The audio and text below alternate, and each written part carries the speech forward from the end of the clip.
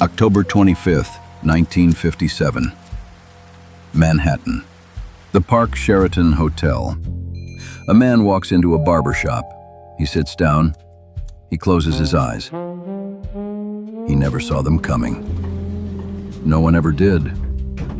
Albert Anastasia, Lord High Executioner of the American Mafia, the man who built a corporation of death, died like everyone he ever killed.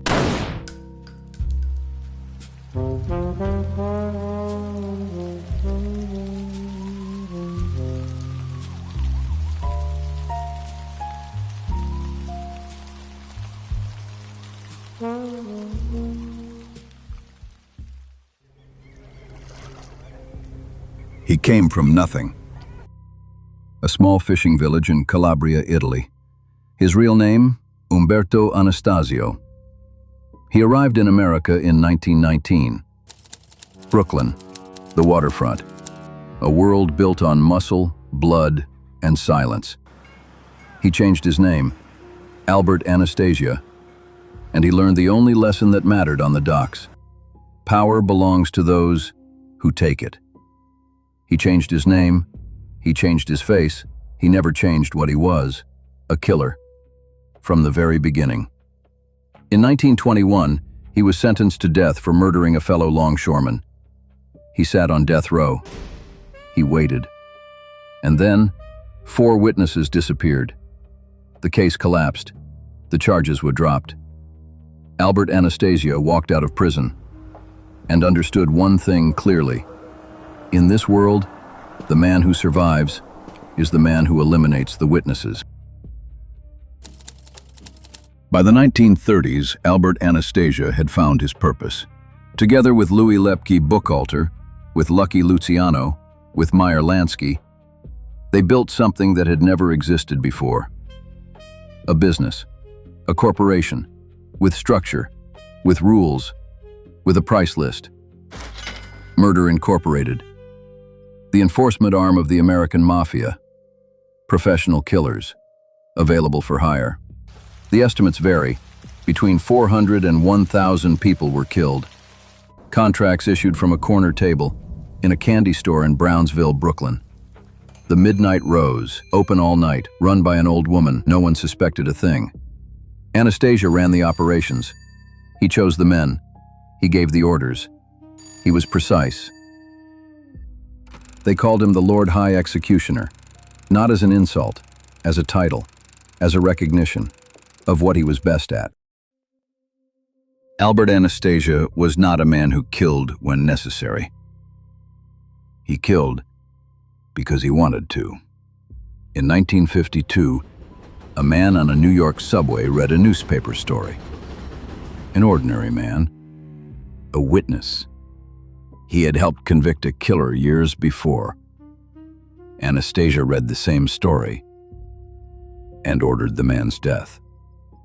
Not because he was a threat, not because he knew too much, but because it offended him that someone had spoken, that someone had dared.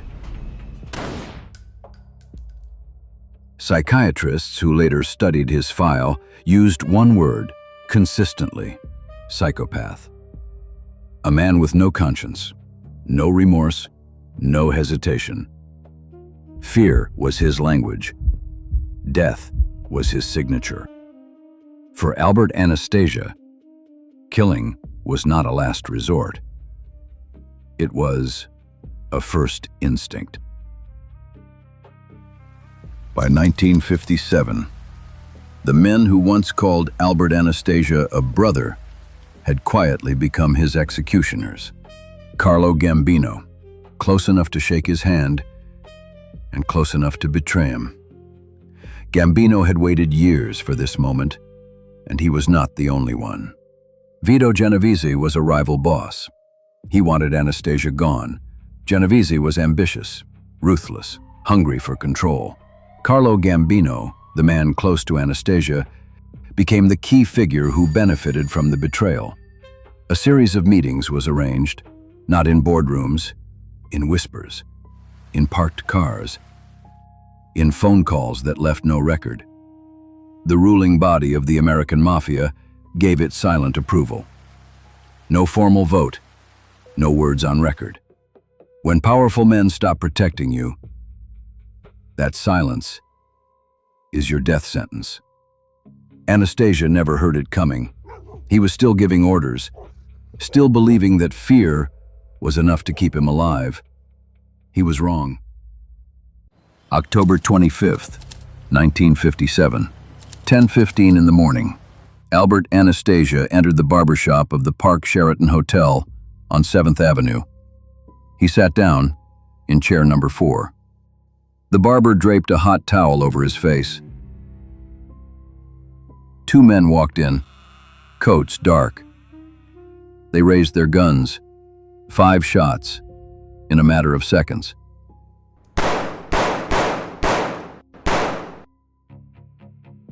Anastasia lunged down. He saw the reflections of his killers in the mirror. He collapsed on the floor, the towel still on his chest. His eyes closed now, seeing nothing.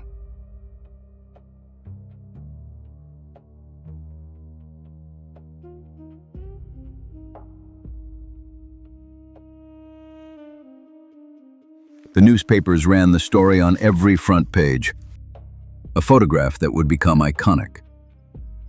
The barbershop chair. The blood on the white tiles. Carlo Gambino took control of the family within days. Quietly, efficiently, as if it had always been planned. Because it had. Vito Genovese consolidated his power, for a time, until he too was removed, by different hands, by different methods. The Mafia moved on. It always did. One throne emptied, another filled. The names changed. The structure remained. Murder Incorporated was already gone by then, dismantled in the early 1940s after a series of trials, after Lepke Buchalter walked to the electric chair, after informants began to talk. But its legacy remained, in the methods, in the silence. Albert Anastasia killed somewhere between 40 and more than 100 men with his own hands. The exact number, no one knows. He rose from a poor immigrant dock worker to the most feared enforcer in the history of organized crime. He built a killing machine that operated like a business, that kept records, that had managers, and workers, and clients. And in the end, he died the way all his victims died.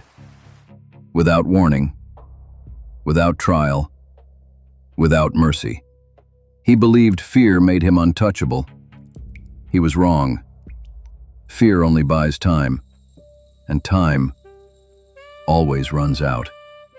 This is the story of Albert Anastasia, Lord High Executioner of the American Mafia, a man who turned murder into an industry and paid the price in the same currency he spent his entire life collecting.